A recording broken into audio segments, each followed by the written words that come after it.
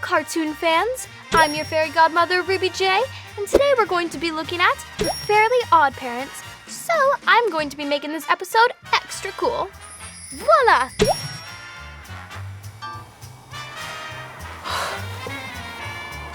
I meant awesome cool, not cold cool. Nickelodeon's The Fairly OddParents ran for 10 seasons, won multiple Emmys, and even spawned 3 live-action movies.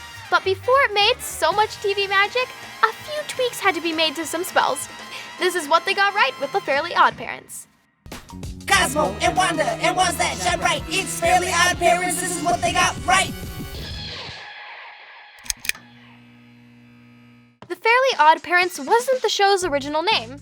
At first, it was going to be called The Fairy Godparents. That name has the magical power of putting me to sleep. But the title wasn't the only change. Most of the characters went through major makeovers. Early on, Timmy had a completely different voice. In fact, he had the same voice as Snow White. Mary Kay Bergman, who was the original voice of Timmy, also voiced Snow White. It makes sense. If Cinderella has a fairy godmother, Snow White should too. Timmy's trademark pink hat was originally going to be blue. Butch Hartman, the show's creator, changed it because he ran out of blue ink. Now that, my friends, is the same excuse I used for not turning in my math homework. Fortunately, everybody loved Timmy's pink hat, so everything was okay. Unlike my grades.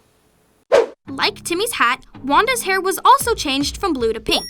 Hartman was afraid blue hair would get lost in the background of Timmy's blue room. Yikes, that's a hairy situation. That's not the only change to Wanda. She was originally going to be named Venus, but that name just didn't quite work. So they had to come up with a new one. What to name her after? Wanda. Wanda's husband Cosmo also went through some big changes. He got dumber. It makes sense. He spends a lot of time as a fish. Their brains are so tiny.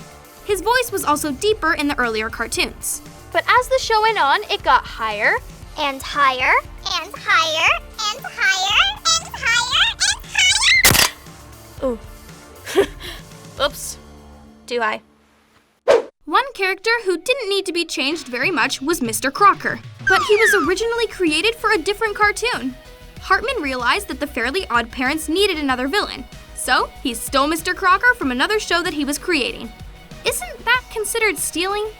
Butch Hartman and his team took these crazy characters and transformed them into the lovable clowns that we know today.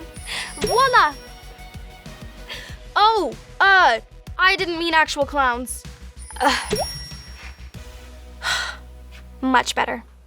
Thanks for watching What They Got Right. What should I talk about next? Let me know below with a comment. Then, click up there to subscribe to DreamWorks TV for new videos every single day. Until next time, I'm Ruby J, and I'm out of here.